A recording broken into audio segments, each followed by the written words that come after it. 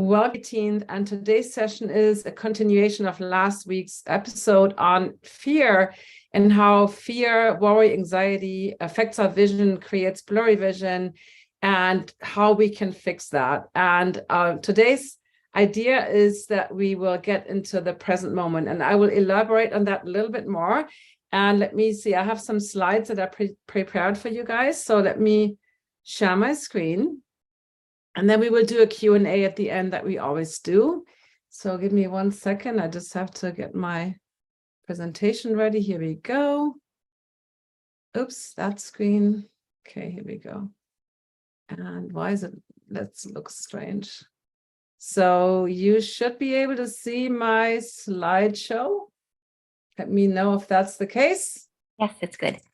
Great, thank you, because we had that before, we have the wrong screen. So I will go into play mode and then we will do a Q&A at the end. So the topic, eyesight and anxiety, why anxiety, worry, and fear blur your vision and how to clear it up.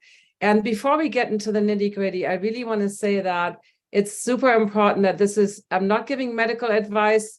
I would say that again at the end. If you have anxiety on a level or panic attacks on a level that's clinical, then please seek professional help.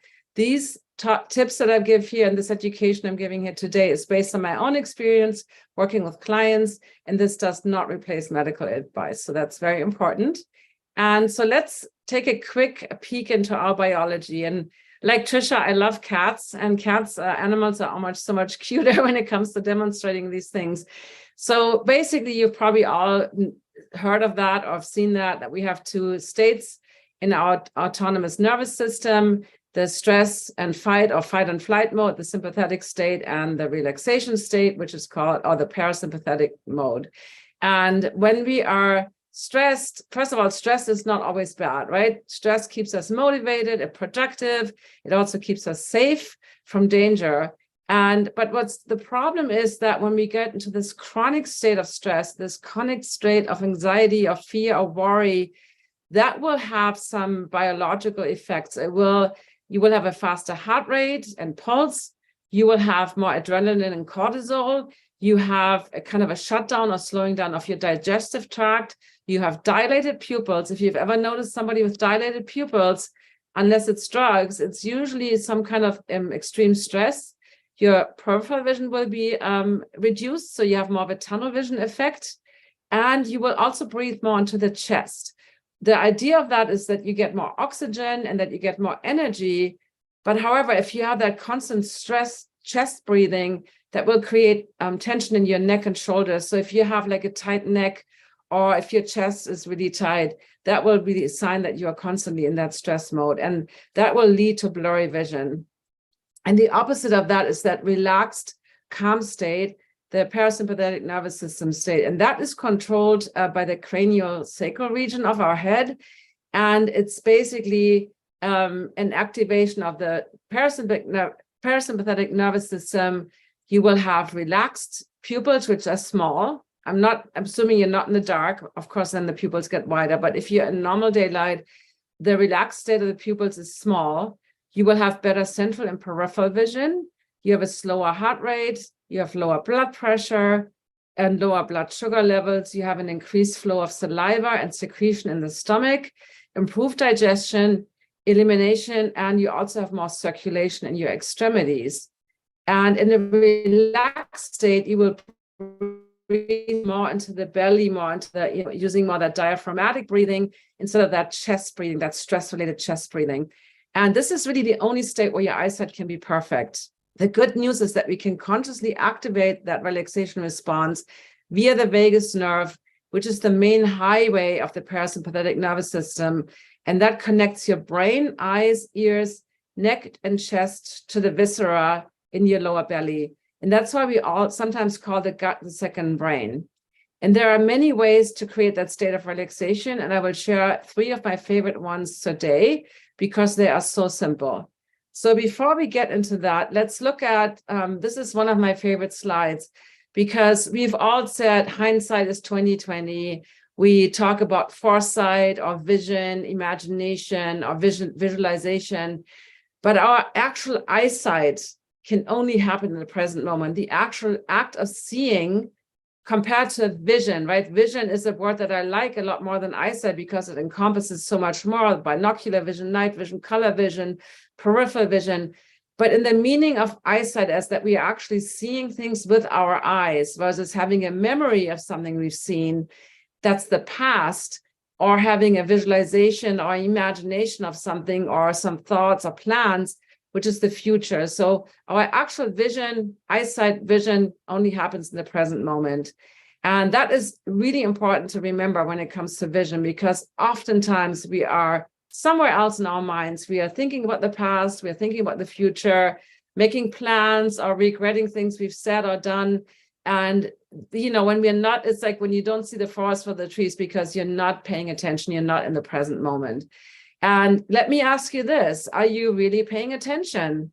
Right now that you know that you can only see with your physical eyes and brain in the present moment, think about how often are you wrapped up in thoughts about the past or future, daydreaming about being somewhere different. That was totally me in school. I was so bored out of my mind, even though I wasn't a great student, but I was always dreaming about being somewhere else.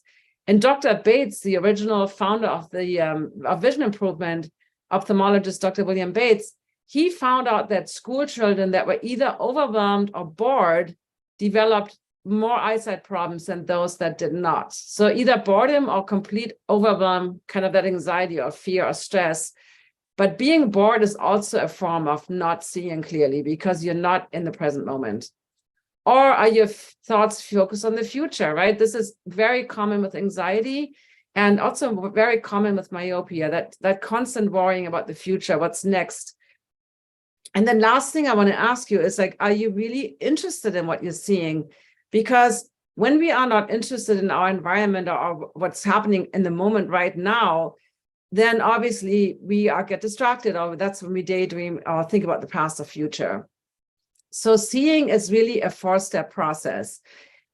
So think of this, and this obviously happens in super fast speed in our brain, but curiosity is kind of the prerequisite to being actually, if you're not interested in something, why would you look at it or see it, or why would you even have any intention of paying attention or seeing it?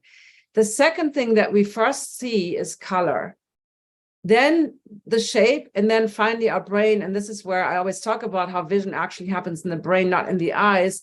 Then we, out of all that information, we kind of figure out, like, what is this that we're looking at? What is the thing that we are regarding? So step 1, are you curious? You have to be interested or curious in an object or a person to see it. Without curiosity, why bother seeing it? Being curious excites the brain and the senses, and it's the foundation for everything we do in life. Children have a natural sense of curiosity to explore the world with all their senses, right? You look at these little kids, they're always interested in what's happening around them. They're very focused in the here and now.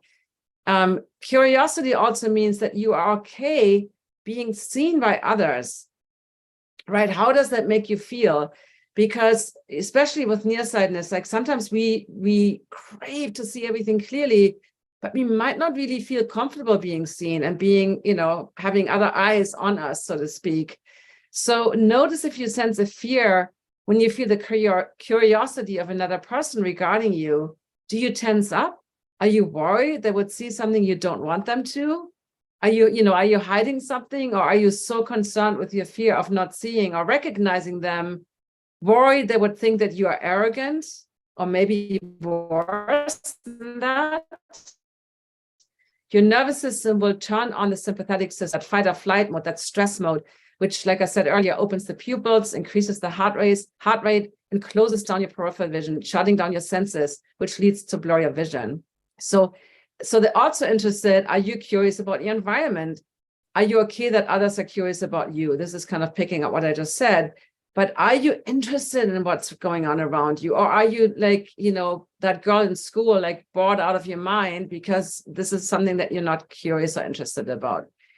So step 2 is color. The visual cortex is stimulated by colors. And the cone cells in our retina, which are the cells that produce that clear vision that we all crave, they are also the color percepting photoreceptors, so the cone cells. The rod cells, on the other hand, are night vision and peripheral vision cells. They don't see color, they only see black and white. So the visual cortex is stimulated by colors. And in the fovea and our central vision, we only have cone cells. So that's where our color vision is best. Colors are the first part of exploring the visual input and recognizing objects. Colors affect us mentally, physically, energetically, and emotionally. And this helps the brain narrow down what the object is that you're looking at by comparing it to the memories and experiences stored in the brain, right? This, what do you call them? No, I'm blanking on the word. I know the German word, papagei, but this bird obviously has so many different colors. Very rarely do we see that many colors in one object. A lot of times objects are more one color. So let's look at the next, the third step. So that's the shape. The visual cortex also thinks in shapes. And the basic three shapes are rectangular or squares, a triangle, and a circular, a round shape or an oval. And after identifying the color, your eyes quickly scan the object to figure out the shape, and again, compare it to the data in visual memories in your kind of visual library. And we see the three basic shapes here. So once you have all that, that data, so here's an example.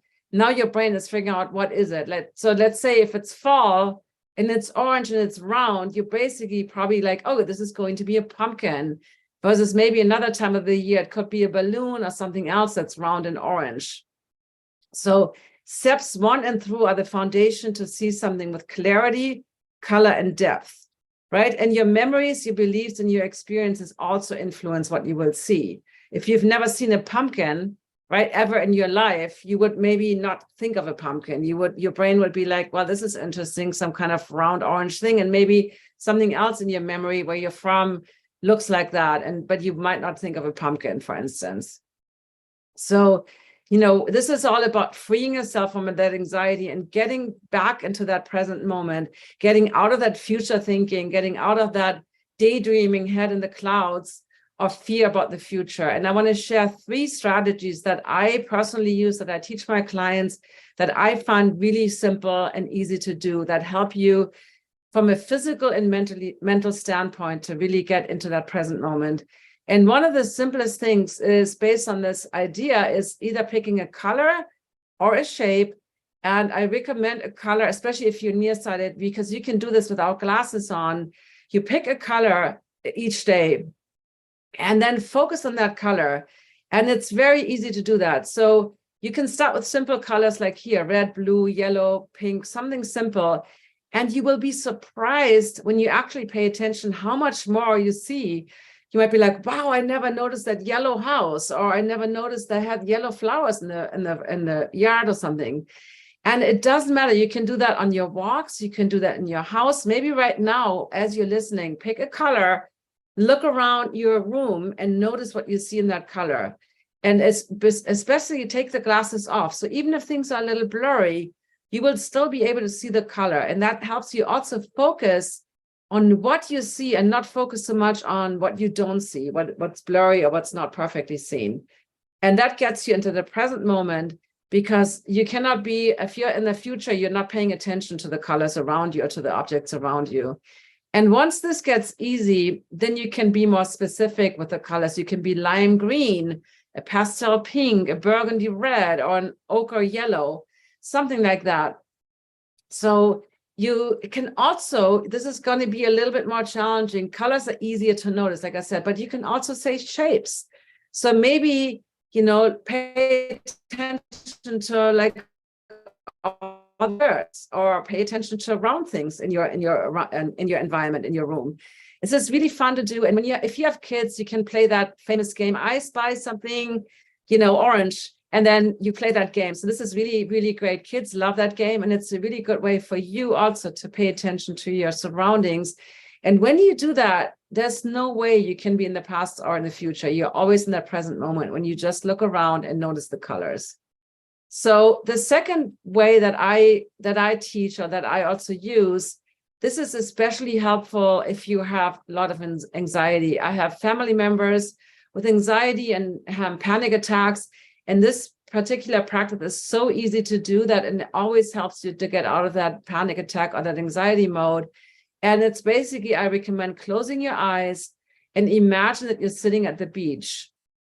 And you might know from, if you do yoga or if you do breath practices, you might know that longer exhales create that relaxation state in your body. So your body knows intuitively, if you're anxious, your heart rate is really fast and you have a more of an emphasis on that inhale, that kind of hyperventilation. So instead of what I found really challenging is like to make that exhale longer, because then you're gasping for air. But if you imagine you're sitting at the ocean and each inhale is like an ocean wave coming onto shore, and then you just wait, you let it flow back out on your exhale. And instead of making the exhale longer or forcing it to be longer, just inhale again when the next wave is coming in. So then you slowly, this is really an easy way, because instead of counting, you just let the exhale be the wave going back into the ocean. And when you're ready, when the next wave is ready to come and that next inhale is coming up, you inhale. And when you've done a few rounds of that, you might even have a little pause at the top where the wave is coming onto shore, just like a real wave. And there's a little pause before it goes back on the exhale back into the ocean.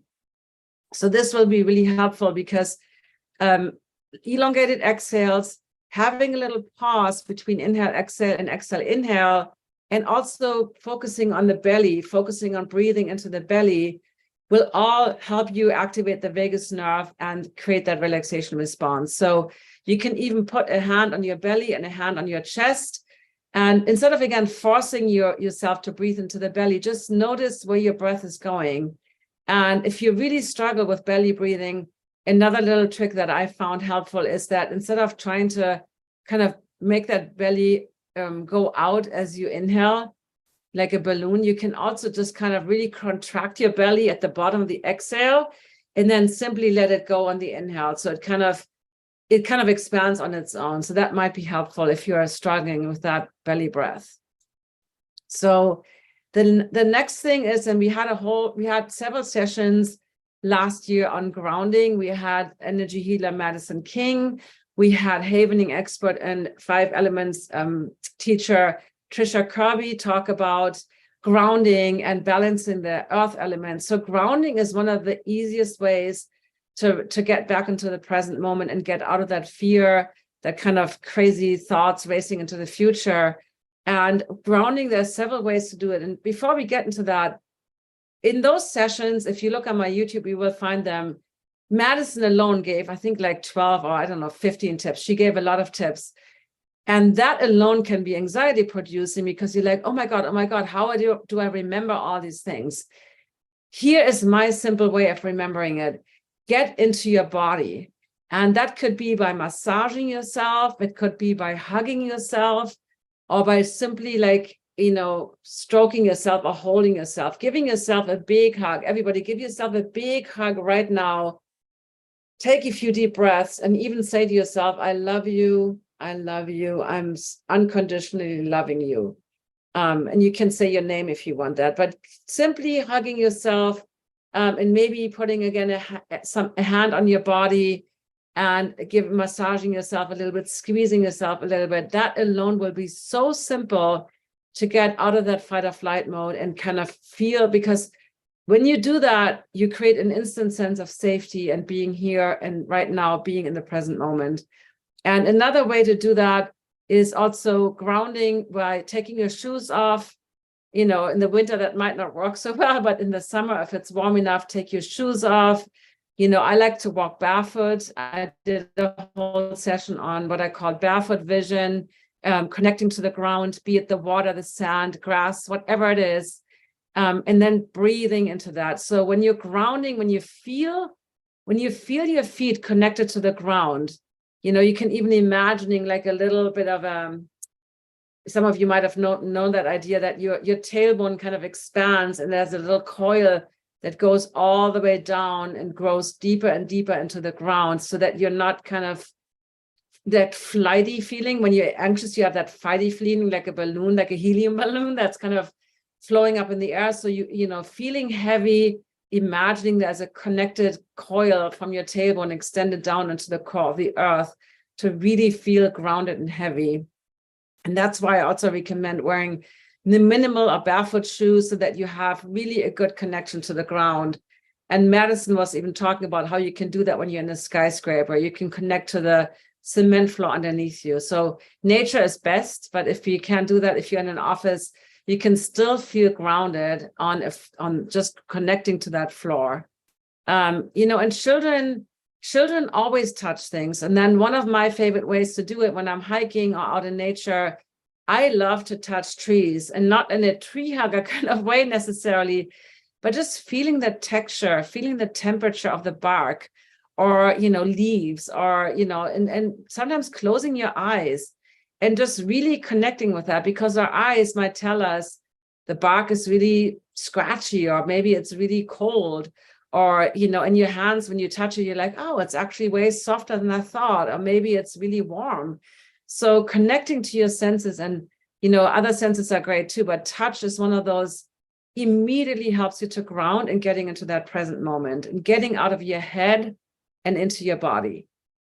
So out of the 3 things I was teaching you, color of the day is more of a kind of heady, kind of mindful way of feeling connected to the present moment. And then the hugging yourself or massaging yourself or going barefoot, that getting more into the body, is the other way that immediately tells your nervous system that you're safe and that you can relax. So, so my last thing that I really want to say here is, when you feel your mind moving into the future, going over all those worst case scenarios, hug yourself, hold yourself, remind yourself that you are safe. Anxiety is really living in a manufactured future that might or might not ever happen, and it prevents you from being in this present moment, the only time when you can relax and when you can feel safe and when you can see clearly. So the only time you have eyesight is the present moment. And like I said in the beginning, if your anxiety is so overwhelming that you experience daily panic attacks and cannot function at all, then please seek professional help. The tips that I've shared here today are designed for anyone in an emotionally and mentally stable state who, for most of us, when we struggle with worry, fear, and anxiety, which everybody does once in a while, right? This happens to me too. Our mind loves to go into the future. It loves to predict the worst kind of possible things. And the more you believe that, first of all, the more likely things are going to happen, but it's really just a wild guess. Most likely, and this is something I haven't touched on here today, but the expectation, you can shift your expectation. If you're already thinking in the future, shift your expectation to something positive, something that feels great, that makes you happy and excited, versus always, and there's nothing wrong with plan B and plan C, but you can get really caught up in that over strategizing, over planning, over, worrying about everything. And it's really important for our vision to get back into that present moment, feel connected. And, that's when your vision is best. So this is basically the end of my slideshow. So I will look at questions if we have any here on YouTube. Let me see if there are any questions, or here on Zoom, and I will look and answer them. Let me see. So I don't see any questions on YouTube. So are there any questions on our community here on Zoom? I don't see any questions either. Thank you. People were saying that was superb. But yeah, I think one thing I wanted to add, I did the slides and I didn't have time to add that little piece. Expectations are really, so expectations and goals are 2 different things. Having a goal is a really great idea, because otherwise you're just doing a scenic drive, which is also can be fun. But if you are, I always think of goal setting like putting the GPS in my car. I have a destination. But again, you can be so focused on that destination that you don't enjoy the journey, right? And in Zen Buddhism, there's a lot of talk about enjoying the journey and being in the here and now and noticing the things on the side of the road. Obviously, eyes on the, on the road, but noticing the colors, the shapes, the things on the side of the road versus having that tunnel vision. So expectations are kind of like you want things to go a certain way. There is a sense of controlling things, which could come from a sense of anxiety or fear or worry that you need to control exactly everything, how it's going. And expectations are, first of all, the killer of joy, because things very likely go a little different than you expected, right? Maybe part of your expectations become true, like you're expecting your flight to be on time, and yes, it's on time, great, but maybe other things were not like you expected. My example was I recently flew on Spirit Airlines for the first time, and I purchased Wi-Fi and wanted to get work done, and they said, oh, Wi-Fi doesn't work. I'm like, okay, I'm like, what can I do with the 3 hours? I didn't bring a book, and you know what? I just listened to music. I didn't do anything for 3 hours, which is something that I never do.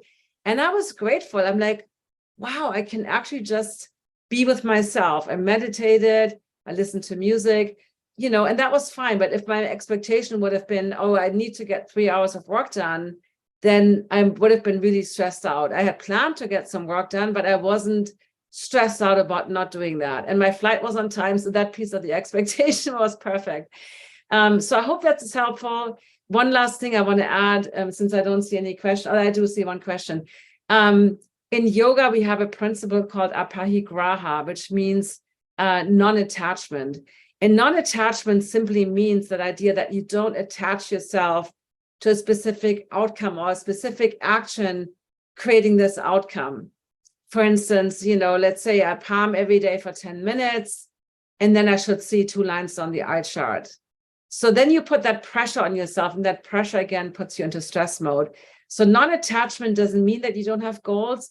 It doesn't mean that you don't have things you want to accomplish, but it means that you're not attaching yourself to a specific way and time frame of reaching them. And that is really important in vision improvement, because one of the questions I get the most is, how long does it take? How quickly can I improve? And I always say the answer nobody wants to hear, it depends. It depends on how you can relax and how can you be okay with whatever speed you are progressing. And that's different for everybody, because I've seen people doing 2 hours of eye exercises every day, putting all that pressure on themselves and not seeing any improvements because they were so rigid about that, instead of noticing things, instead of being aware, instead of feeling that groundedness, being in that present moment, right? And eye exercises don't work. I've taught about that many times, because anything we do in a mechanic way will not improve your brain and your perception and your vision. So that's really more for other muscles in our body that might work, but not for vision. So I see there's a question, is it better to not wear glasses outside? So that's a very general question that I can't just simply answer. First of all, key thing is you have to be safe. If you're inside or outside, doesn't matter. If you don't feel safe, you can't relax. And if you can't relax, your vision will never improve and will not be perfect, right? It will not be the optimal vision. Maybe that's a better way to say that. So if you feel good going on a hike without glasses and you feel safe, then yay, that could be something you could explore. But also your vision, if your vision is so blurry that you're not even, again, think about that curiosity. If it's so blurry without glasses that you don't even notice, that you can't even see anything, maybe you see some colors, but maybe everything is green on your walk, there's no stimulation for your brain, there's no interest. And then you easily go back into that future thinking and like, what am I going to make for dinner? Or why did I say this or that? And then you're not in the present moment. So the mental focus and being in the present moment and the visual focus is connected. So being in a complete blur will immediately take you out of the present moment, because then you're like, well, your brain is like, well, nothing to see here, nothing to take in. Maybe you can focus on your other senses, but for most of us, that would mean that you're drifting into the future or the past in your mind. So, but if you have just a little bit of blur, this is what I was saying with color of the day. It's a great thing to practice with a little bit of blur. And you're like, oh, there's something, blue over there. And I don't know if it's a real flower or maybe it's a pinwheel in the neighbor's garden. That's what I was saying, that you focus on what you can see. But if, again, that the little bit of blur, and you have to feel safe. Yeah, touching the trees to help you relax and calm down and get into that present moment, and using your other senses. Children always do that, right? And then we tell them, don't touch that, don't smell that. I mean, I know there's society's norms and rules, and, when you're in a store, or if you have a store, you don't want children to like bite into things and touch them. And of course not. But think a little bit more of using your other senses. And you can do that in your mind journey as well, not just in your actual life. You can definitely employ more of the other senses. That really helps us to get grounded, because 80% of our perception and what we interpret the world comes to the visual input, and adding the other senses gives us more clarity, and it also helps us to be more relaxed. Because if you've ever been in an accident or in a really heightened stress mode, right? You have that tunnel vision, you have that deer in the headlight panic mode. You're not paying any attention to colors or shapes, or you're probably not paying any attention to smells. Maybe if there's intense heat and there's a fire, that's something that your body reacts to, but it's almost like you kind of, how do I say that? It's almost like you're frozen, your senses are all shut down in a way, and you just focus on survival. I hope that makes sense. Let me look at questions here. Aparigraha, yeah, aparigraha, that's non-attachment, exactly. And that was a big thing for me to learn that, because the non-attachment, again, doesn't mean that you don't care. It's not like, oh, I don't care about any of this, I don't care about my progress, but you're not attaching yourself to a specific timeline, not attaching yourself to a specific outcome. So let's say you have the expectation of being free of your reading glasses in, I don't know, 3 months. And maybe what happens is that you are going from a +4 to a +1 or +2, which is a huge progress, right? You're 50% or more down, but now you're like, oh, I didn't reach my goal. Now I'm disappointed and this doesn't work. So allowing yourself and giving yourself the grace to progress at your own speed. And the more you can relax, the easier you can actually achieve your results. But the more pressure you put on yourself, the more attached you are to having a specific outcome, the more you get stressed and the more likely you will not reach your goals. So I know, I think in our Western world, we are so focused on outcomes and plans and goals. And I'm not saying that planning and goal setting is wrong. Again, this is definitely important. I do that in my business. But also being able to see when something goes the other way, maybe there's something completely different happening that's better than what you planned. And so being able to enjoy that and not just be like, oh, that's not what I wanted. Okay.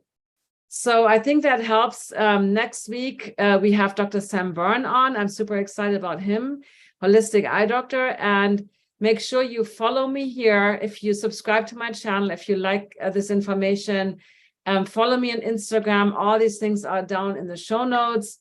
And come here every Wednesday at noon Pacific, 3 p.m. Eastern for Live Clear Vision Wednesday.